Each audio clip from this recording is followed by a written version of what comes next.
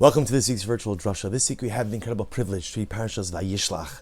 And of course, one of the most dramatic parts of the parasha is the encounter, the long-awaited, much-anticipated reunion between brothers.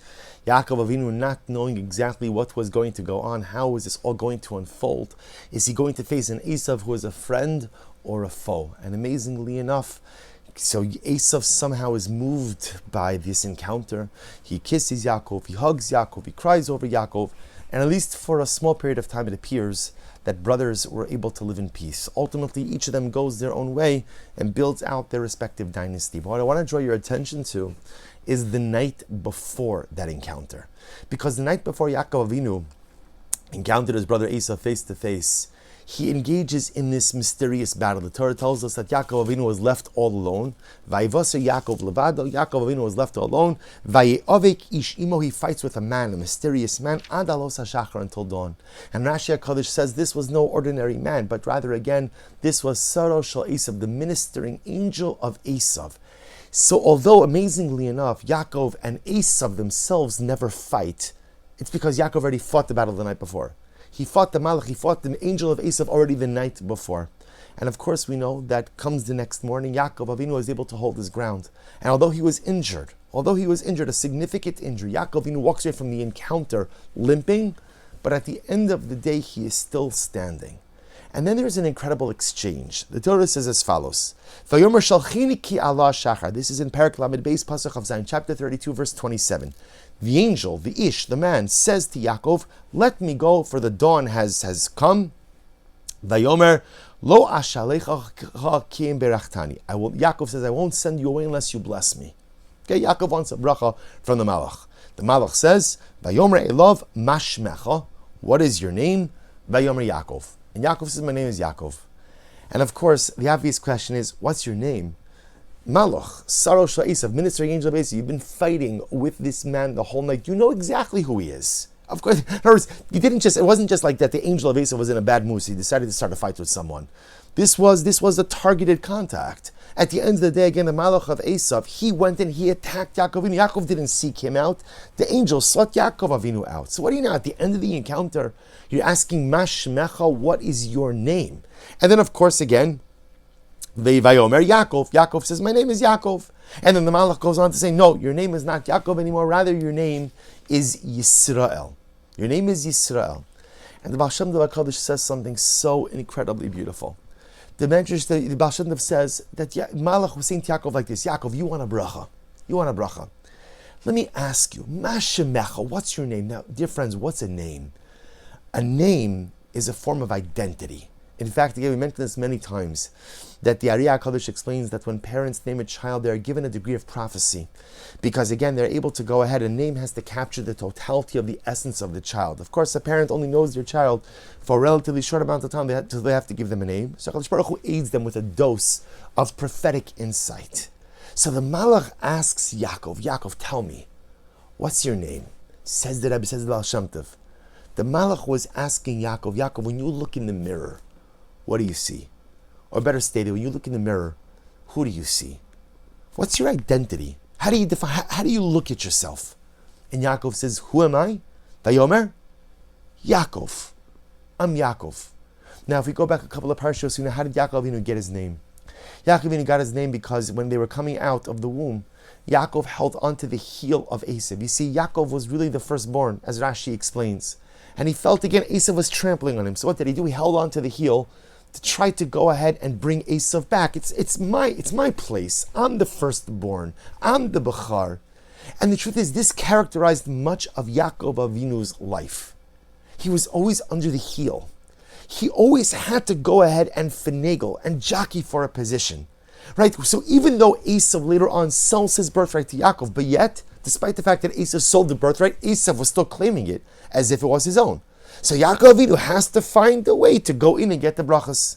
And with Lavan, when it's finally time to take leave of Lavan, and he's owed all of this money, again, it has to always happen in some type of surreptitious or circuitous way. He has to steal away from Yaakov. Yaakov is always the guy grabbing onto the heel of someone else. He's always being trampled. He's always the underdog. He's always at a disadvantage. So the Malach says, Yaakov, who are you? That's who am I? I'm Yaakov. I'm the guy that the world tramples on. I'm the guy that is mistreated.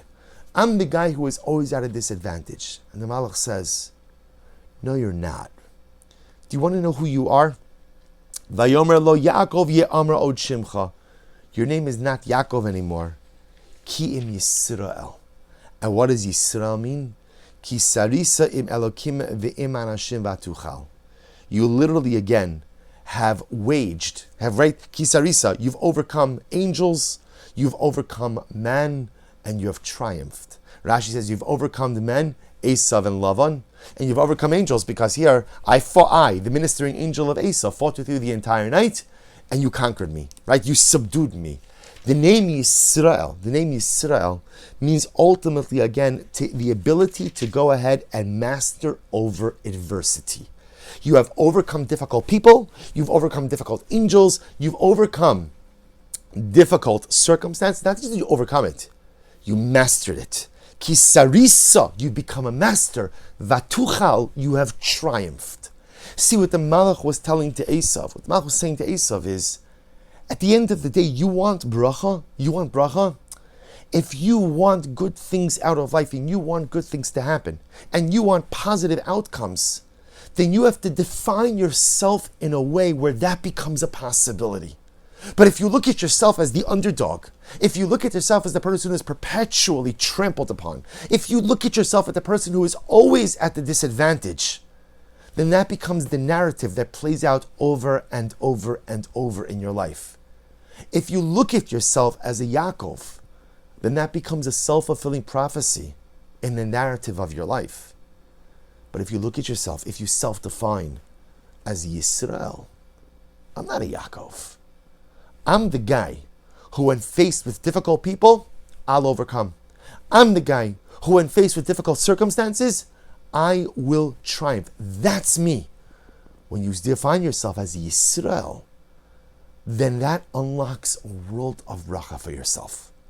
What the Malach was telling Yaakov is that so much of bracha, so much of blessing in life, is not dependent on what HaKadosh Baruch Hu gives you. Because, Chevra, we know, like Chazal tell us, more than the baby wants to nurse, the mother wants to express the milk. Right? The mother has all of this milk to give, and if she doesn't express it, it's painful. So the Nimshal HaKadosh Baruch Hu has so much bracha to give. And more than we want to take the bracha, HaKadosh Baruch Hu wants to give it to us. But you have to be in the right headspace. You have to be in the right realm. You have to have the right perception of yourself in order to be able to go ahead and receive that bracha. So if all you're going to look at yourself as the Yaakov, as the guy who's trampled upon by life, there's no bracha for Yaakov. But if you look at yourself, if you're willing to redefine yourself as Yisrael, I am the person who could overcome adversity and triumph. I am the person who could overcome difficult people. I am the person who could overcome difficult angels. I am the person who could overcome difficult life. That's me. That's me. I'm not going to get trampled by anyone or anything. And if I do, I'm just simply going to get back up and I'm going to triumph. If you look at yourself as Yisrael, then at the end of the day, bracha is waiting for you. Or maybe better stated, maybe that is the bracha. Maybe the greatest bracha in life is to not look at yourself as a victim, but to look at yourself as the victor. Maybe the greatest bracha in life is that I'm the person, even when they are trampled upon, because it happens to all of us, I don't stay down. I don't view myself as under the heel of someone else, something else, or some life circumstances. But I'm the person that when life circumstances become difficult and overwhelming, when people mistreat me, when people hurt me, I'll overcome. I'll rise back up. I can handle anything that life throws my way. Not only can I handle it, not only can I manage it, but I can somehow take all of those circumstances and turn them into the ingredients and recipe for self-actualization and life success. To be a Yaakov sometimes is to be a victim. To be Yisrael ultimately is to be a victor. That's what the Malach was teaching Yaakov Avinu. And what an incredible and overwhelming lesson for us. We've been trampled upon. Our people have been trampled upon. And it's overwhelming to see. You know, we see this week, we see Baruch Hashem, that the hostages who are being reunited with their families. And when we watch this unfold, there's like such a mixture of emotions. On one hand, we're so happy that families that are being reunited. In some cases, unfortunately, not whole families, but people, loved ones are being reunited. Hostages are coming home to their beloved homes, to their beloved land. On the other hand, we think about, but what about all of those who are still in captivity? But you know what really hurts? You know what really hurts? Is how is this allowed to happen to us? How could Hamas trample upon us? And how could the nations of the world be so incredibly silent in the face of this indignation? How could such a Chilul Hashem, desecration of the Ribono Shel Olam, happen to his children, to us? That they take our children, our men, our women, our children, and use them like chips on a chessboard to be bartered. How could that happen to us? I feel so trampled upon. I feel so misused. And then we see in this country the tremendous torrent of anti-Semitism. And I feel like a Yaakov. Did I have to think twice about going on a college campus? I was interacting with a wonderful group of young women who were in my shul last week for a simcha, who are in out-of-state universities, and asking them, how is it on campus? And they said, eyes cast downward. It's really difficult. I thought, Ribono Shel Olam, these are your daughters, these are your children. We're being trampled upon.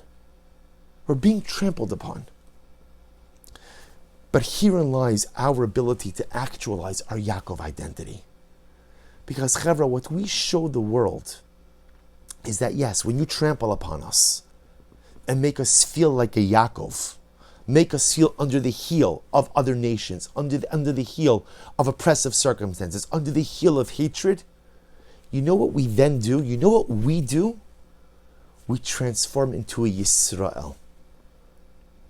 I could go from the person who is under the heel of others, under the heel of circumstances, and suddenly I become that person who shows the world that I could overcome any circumstance. I could overcome any enemy. I could overcome any oppressive force. I could overcome any difficult circumstance. Not only can I overcome it, it's not just I'm going to survive it. I'm going to become stronger because of it. I will take that heel that pushes me down and I will turn it on its head, so to speak. And I will be the one standing over my enemy. And I will be the one owning that difficult circumstance. And I will be the one who will emerge the victor. And like my patriarch Yaakov, I may walk away limping. Because sometimes, Chevra, the scars and the wounds and the pain that are inflicted upon us, they leave us broken. We're not the same people. We're just not. But I'll still be standing. I won't yield. I won't give up. I won't give in. And I refuse to identify myself as the victim. I refuse to go on living as the victim. I may start out as a Yaakov, but I will find the strength to transform myself into Yisrael. This is true on a national level, and we see the profound strength of our people, that even when those around us want to crush us, want to keep us under their heel, we become a Yisrael. And it's true in our personal circumstances as well. We all face difficult circumstances, sometimes difficult people, sometimes difficult life situations, and often I feel like I'm being crushed under the heel of life.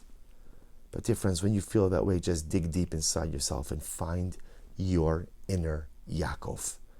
And remind yourself that no matter what is pushing you down, no matter what is holding you down, no matter how heavy the heel that sits upon your heart, that sits upon your soul, at the end of the day, Ki sarisa im anashim im Elohim v'im anashim v'atuchal.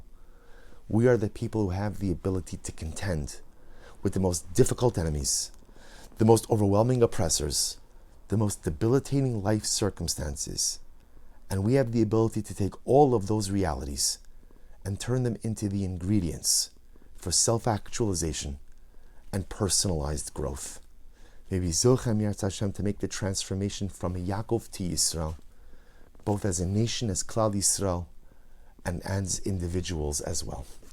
I take the opportunity to wish everyone a good Erev Shabbos and a beautiful Shabbos Kodesh.